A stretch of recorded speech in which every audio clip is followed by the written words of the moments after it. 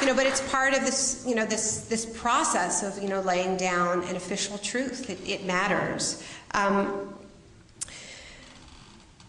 The point about how major change comes from shock, I think there's a lot of truth to that, and I am not claiming that the idea of exploiting a disaster for political uses to get a political project through is something unique to this particular group of people. But I'm talking about a very anti-democratic use of crisis and shock. They didn't invent this either, but where you see it recurring are in the anti-democratic movements of the past. This is why it was a favorite fascist technique to use shock. When you don't have majority support for your political project, you have to use disasters and this idea of demobilizing the population and creating a crisis precisely because normal circumstances are not conducive to your project. Now, if we look at the progressive responses to the Great Depression or to natural disasters like the earthquake in Mexico in 1985 was a moment of democratization of the country, of people coming together. And I described something in Argentina which was very different. People responding to an economic crisis by coming together and demanding deeper democracy. What happened in this country after the Great Depression was using a disaster, a crisis, to bring more people into the political process and to build a more equal country. It was a populist project. It was the opposite of what I'm describing, which is exploiting a crisis to get rid of the need to bring people into the political process. That was about using crisis to bring people in, and we have that option. But so even though I fully agree that we need to be ready when the next shock hits, we need to be ready now. I mean, I'm not sure how we're defining a disaster. I think we are living a disaster right now. And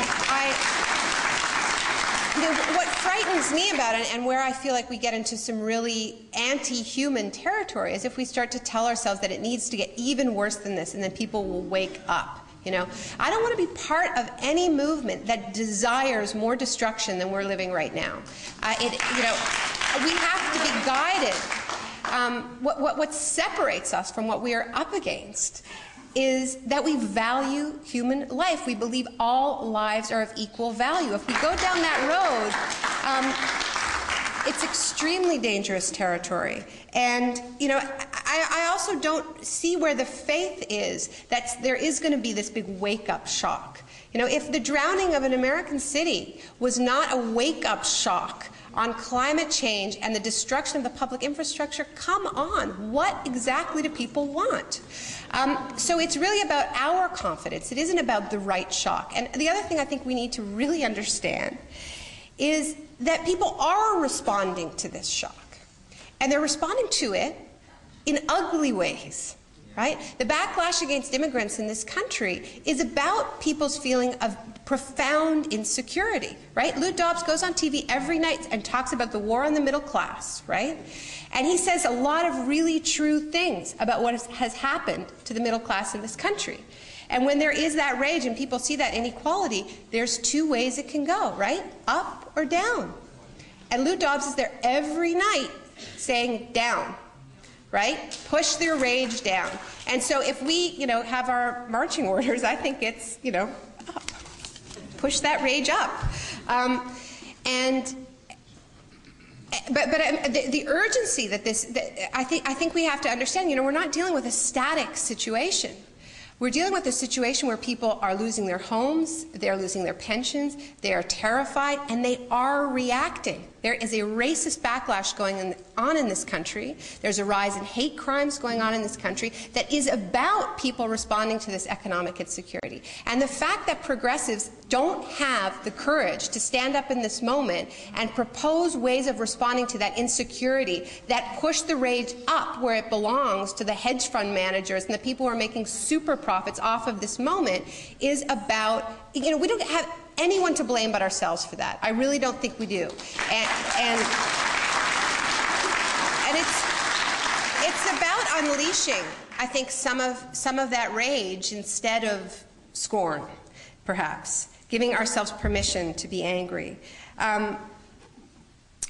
The media, there was a question about media, and a very good question about the state of confusion that we're in, and you know, frankly, this is why I decided to write the book. I felt very confused and overwhelmed by how fast things were changing. I felt that our movement that we had built around, you know, I was very much a part of the protests against corporate globalization that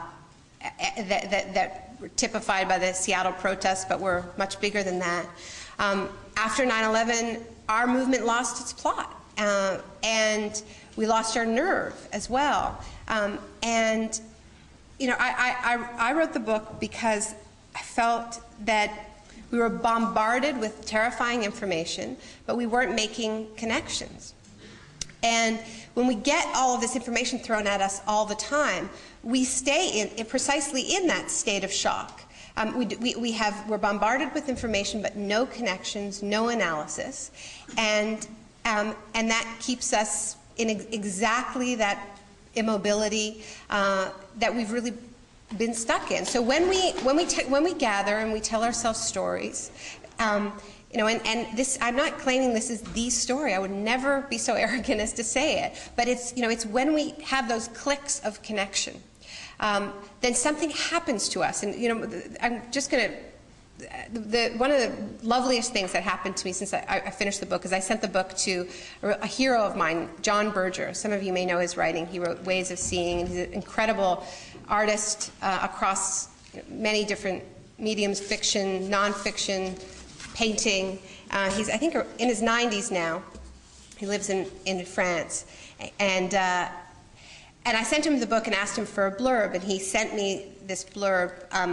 He was in a hotel in Paris, and he faxed it in handwritten, and he said that the book made him feel calm. And I got in this art. He said reading it instills a sense of calm, and it's so interesting because my publishers, we got in an argument about whether to include this quote on the book jacket because, you know, they like quotes like terrifying, will scare the hell out of you, shocking, you know. And then there's John Berger going, I felt calm. But, you know, the truth is, this is what we want. You know, we can't be effective activists from a point of hysteria, right? We can be calm and angry at the same time. But if we think about the effective political struggles of the past and our role models as activists, they weren't hysterical. They had that focus and that central calm. So when we make these connections between issues, between war and torture and economics, between our present and our past, our bodies start to relax. And we actually, we calm down, we get more focused, we can actually feel some of that rage as opposed to just fear. And we can be much more effective activists, much more effective fighters. You've been listening to a presentation by author and journalist Naomi Klein, speaking about her latest book, The Shock Doctrine, The Rise of Disaster Capitalism. To find out more about Naomi Klein and her work, please visit her website at www.naomiklein.org. This program was produced by PDX Justice Media Productions. To find out more about this program and related topics, please visit our website at www.pdxjustice.org. You'll find links to additional resources on the topics covered in this program, and you'll find lectures and interviews featuring speakers such as David Cole, Phyllis Bennis, Jonathan Kozol, Amira Haas, Noam Chomsky, Susan Faludi, Paul Krugman, and many others.